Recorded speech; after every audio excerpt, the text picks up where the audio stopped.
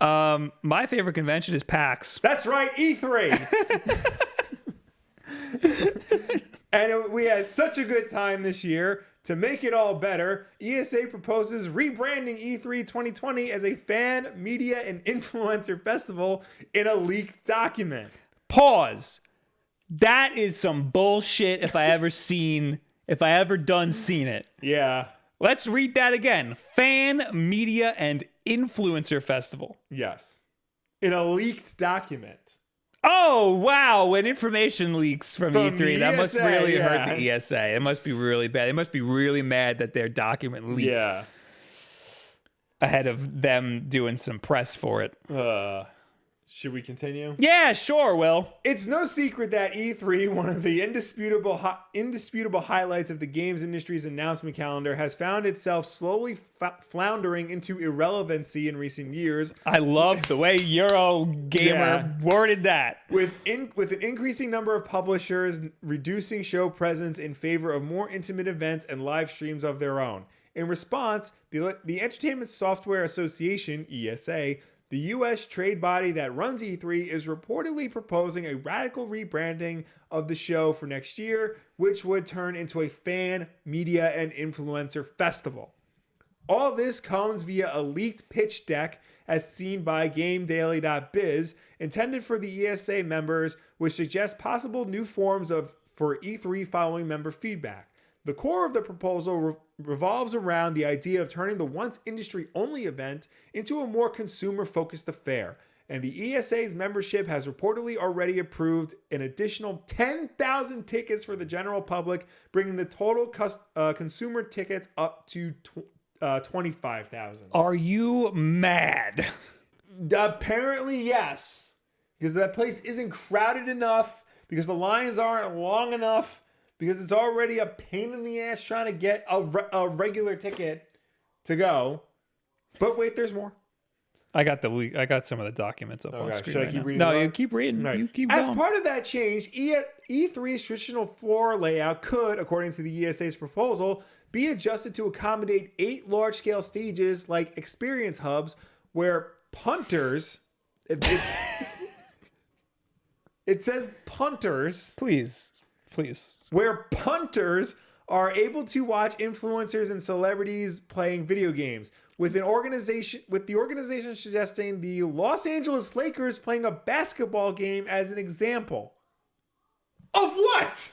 I don't understand anything they just said. What is a punter? That in football, when you have to kick the ball, sometimes they call them a punter. I get that. What are they saying? Your guess is as good as mine. Like they're not. That's not the punter they're saying. No. Where punters are able to watch influencers and celebrities playing video games. I guess they mean people who go to the convention where they can go to the stages and see influencers and celebrities playing video games. And the ESA compared it to watching the Lakers play a basketball game.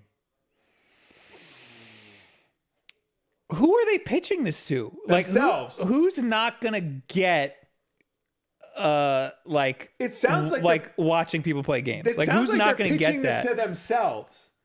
They need to water it down like that in sports speak. That's like us trying to talk to our parents about esports. Yeah. That's what that's like. Yeah. Additionally, to accommodate the influx of consumers eager to try out the latest titles, it's proposed that an app could be used to register a time to play a demo, and that publishers could provide... This is where I want to die. Publishers provide Qtainment to advertise their wares to those waiting in line, with both offering obvious marketing opportunities for ESA members. Qtainment, I don't know if you know this, is a portmanteau of Q, which is the British word for line, and entertainment. So it's entertainment while you wait in line. But it's advertising. So it's not entertaining at all. It's an advertisement. No, it's going to be two dudes in cargo shorts, baggy cargo shorts and t-shirts with sunglasses. Hey man, do you want to check out the rad new game, Last of Us Part 2? It's excellent. That's what's going to happen. And then they just start jerking each other off. However, Given that members reportedly rejected the ESA's plan to make E3 a strictly consumer-only event, there are suggestions that the first day of the show could be reserved for industry-only attendees, while the organization also proposes exclusive and appointment-only activities for select attendees who will create buzz and FOMO, fear of missing out. Wow, they had like some like intern millennial like come in and were like, well, give me some buzzwords. Yeah. That's a good idea though, to have a day that's only media. Yeah. That would make sense. Yeah.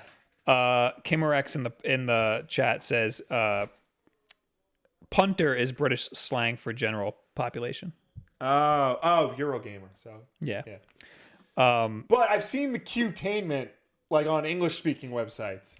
On American websites. But was it about this? Yeah, it was about this. Okay, yeah. Well, that's their word. That's right. The ESA made that up. Mm-hmm. So no, that makes the whole having a day where that's just media. That makes sense. Yeah. Are we done? Are we done with this thing? There's more. Should I keep going? That's up to you. Later in the deck, the ESA suggests leaning on what it calls the power of social good. So I have this on screen actually right now. Okay. I'm just going to read their slide. Okay. The power of social good. Research shows that millennials and Gen Z are the most, quote, giving back social good generations ever. By amplifying E3's social good brand, we can advance the industry's brand with consumers while strong, positive chits for future use. That's CHITS. That's a British slang. No, that can't be. They're ESA. They're not British.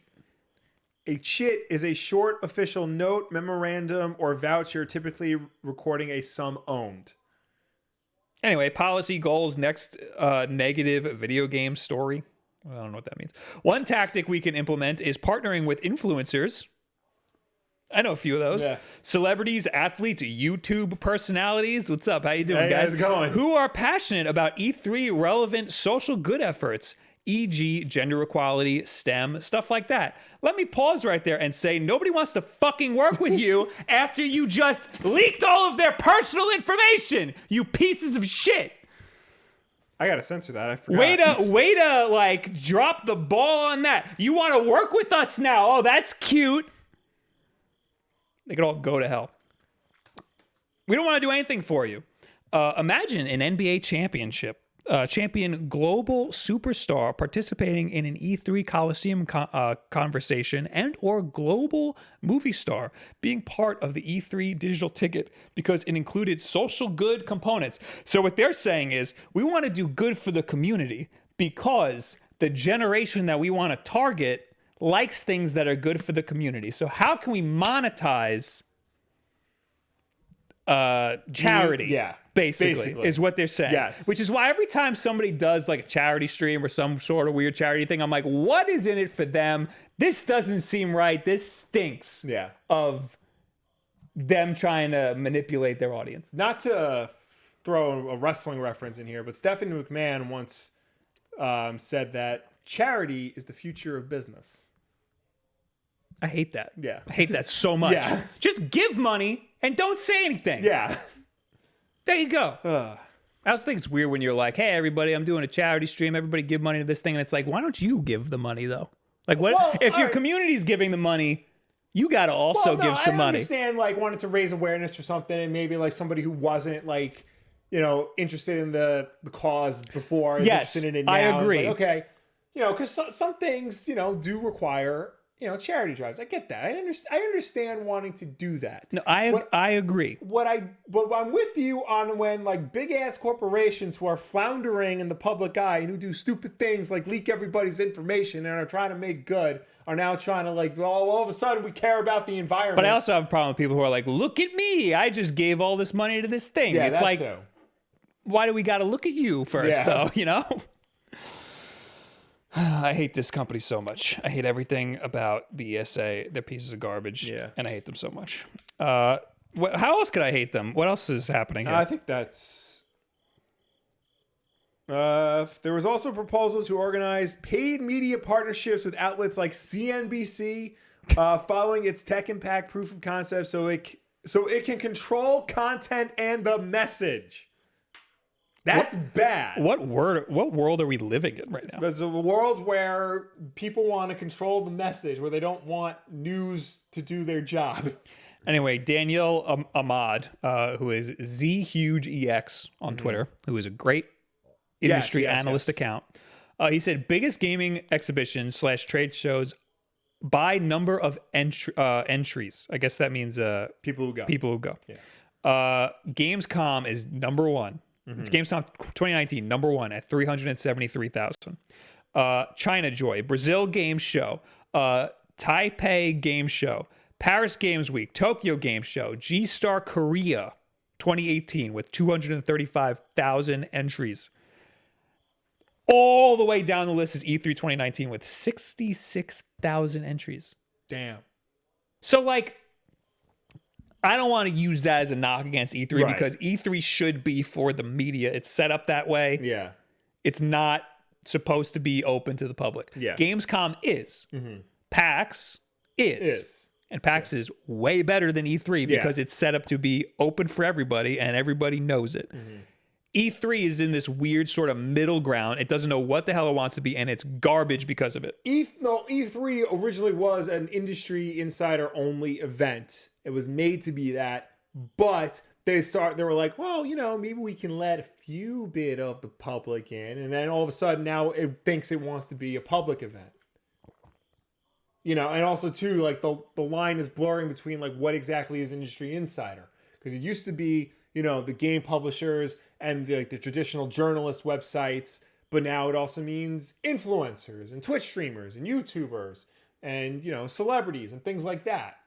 So it keeps growing, but they don't know how to accommodate any of this. I get that the line blurs now between the general public and like influencers because anybody, any old schlup, like the two sitting on chairs over here, can just have a channel, where they could promote stuff. But those are your industry insiders now, and they've done it where they've checked your credentials to see how big of a following you have, and they get those people in. And every other convention does that too. We get media badges for conventions. They check our credentials and they get us in. I don't see why they can't do that at E3. Yeah, it's cartoonishly difficult to get a media pass at E3. I don't know why the chat is talking about politics. Everyone's like, oh, identity politics this. I can't believe we're talking about Who's talking about politics? Yeah, who brought up politics? There's no politics here. We're talking about charity. They're talking about millennials and Gen Z. That's what they were talking about. Well, yeah. Because they're, just killing everything. Social good efforts. That has nothing to do with politics. Oh, no, because according to E.M. Zolas, E3 wants to be a social justice warrior convention that has games now. Don't use that term, number one. I don't think that. No. Number two. That's just a buzzword to get certain people angry. Yeah. We want to be angry. Yeah, we're angry. We have other reasons to be We have other reasons to be angry, yes. Like, this is the farthest from it. Yeah, no, it's so funny to me that they don't care at all about influencers at all. They could care less about YouTubers and Twitch streamers and people who the new media now, the people that they should be targeting. They could care less about those people, and now they want their help. Now they want to target those people. It's too late. Because according to the article, E3 has been dealt repeated blows in recent times, of course. Sony bowed out of this year's show entirely, while other publishers have moved towards more direct consumer-focused initiatives, such as Nintendo Direct and EA Play, to make their big announcements. Meanwhile, the ESA successfully managed to lose the trust of a huge number of industry members earlier this year when it was discovered that the organization had leaked the names, addresses, and phone numbers and other details of around 2,000 attendees. Yep. And the ones that people want to mess with, the ones that people want to target. And they're like, oops, this is what my laptop does. The screen just turns on. Oh yeah. If it goes back too far, that's just it. And then I have to close it, and then I have to open it again. Oh yeah. Oh, I broke everything. Oh great. Yeah, I read somewhere that they want to do this thing where they want to make like a web portal where you can, if you're sitting at home, not at the event, you can play all the demos and stuff that are at the event. That would be cool. That's a cool idea. Yeah. Because they should change E3 to be like this new media thing, because like it's not really about the event itself, it's about all the announcements around the event. So like people like Nintendo, they don't even do their announcements there. Sony wasn't even there last year. Microsoft is in another building. Yeah. I don't even think they give the ESA any money at all. Probably not. So yeah, like they should. They all these companies should be pulling out. I don't think any influencers or anything should go to E3 at all, because it's not safe for them to do that. No. So screw them. Yeah. Pull the rug out from under them. Cut the head off the serpent. Yeah. We're done with E3. Yeah. We're not going next year. Yeah. Screw them. If you can't tell, I'm mad as hell. We're done with them. Yeah. That's it. And it's a You're shame not getting because, anything out of it. next year is allegedly the new consoles, and they will probably have them there. But you know what? This is the price that they have to pay. I hope Sony does not announce them at E3. I hope Sony doesn't, because again, Microsoft wasn't even at E3. They were next to E3. Yeah. I hope Sony wasn't even in town when. I hope Sony is still not in town next year, because they were the biggest console manufacturer this generation. I hope next generation, when these new consoles come out, they're like, we're doing our own thing. We don't need you. Screw you. We'll roll out demos across America just like Nintendo does every once in a while. And then that's it.